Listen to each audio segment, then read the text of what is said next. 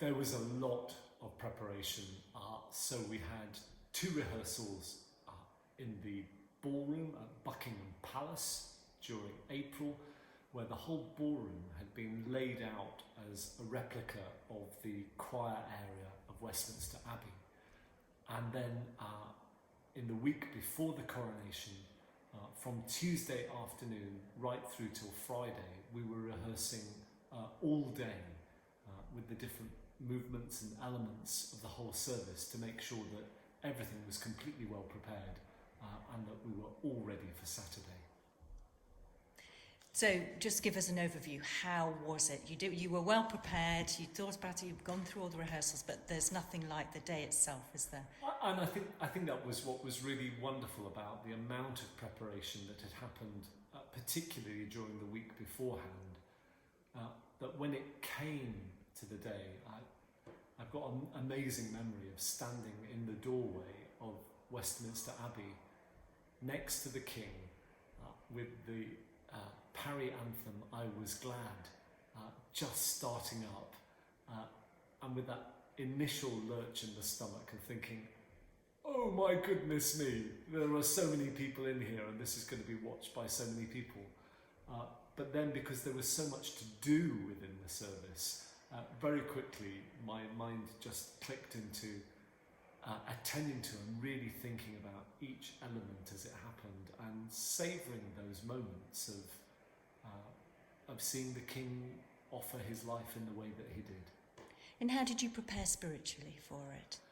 We had a lot of prayer around the preparation. So those of us involved, particularly the bishops, met every morning in the chapel at Lambeth Palace and prayed for God to be with us in all that we were doing. And then on the day, it was wonderful to really listen to elements such as the King's Prayer and to appreciate the spiritual significance of all that was happening. What were you most nervous about, do you think? There were some moments of needing to help the King, particularly around what he was wearing. So I think just after he was anointed, it was necessary for me to do up the King's top button on one of the garments that he was wearing. And I was rather praying that that button would slide into place on the first attempt, which very thankfully it did. How well would you say over the course of this that you've got to know His Majesty? I've been deeply grateful to have got to know the King around working on such a shared task. And that's been an absolute privilege. I think what struck all of us during the time that we were preparing was the calmness and focus with which the King addressed all that was happening.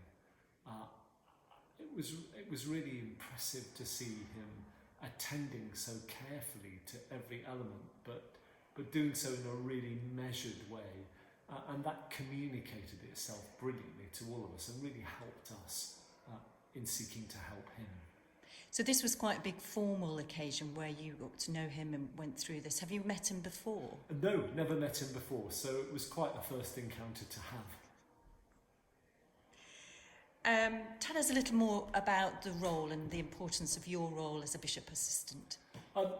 So I think what the bishop's assistant are there to do was to be there to help the King navigate his way through a ceremony of extraordinary complexity. All of us said this is the most complicated church service we'd ever been involved in or ever will be.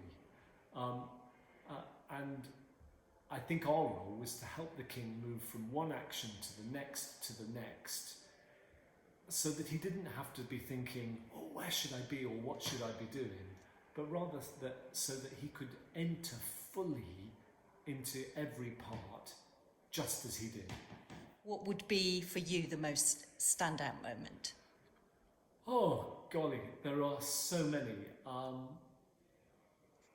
I think standing by the king as he made his prayer before the high altar, his prayer of dedication of himself, was intensely moving. Seeing the humility he showed at his anointing, where he was there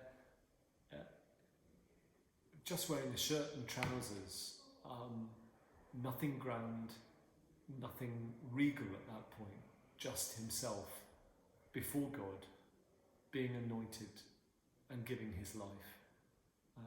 It was extraordinary to see the crown placed upon his head right next to where I was standing.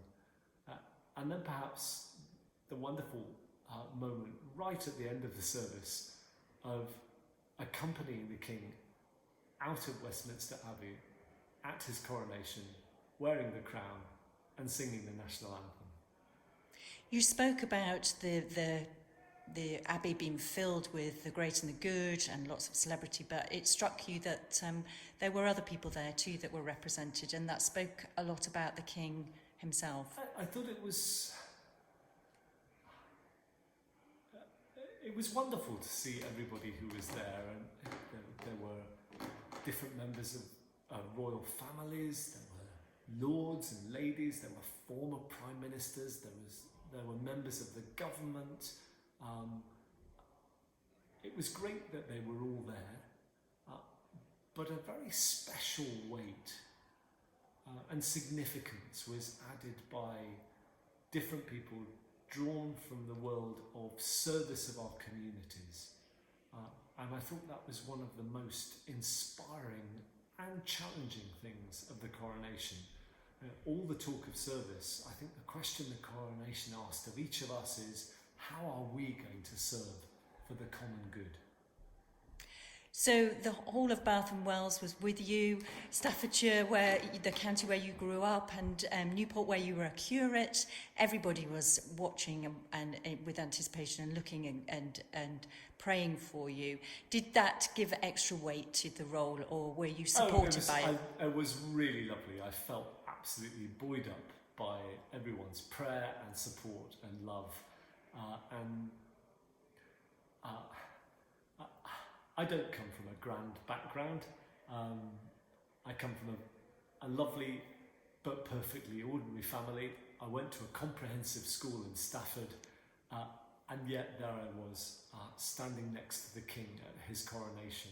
And I hope I carried in my heart all the people who formed me and shaped me and loved me throughout my life. And it was great to carry the people of Somerset in my heart in all that happened.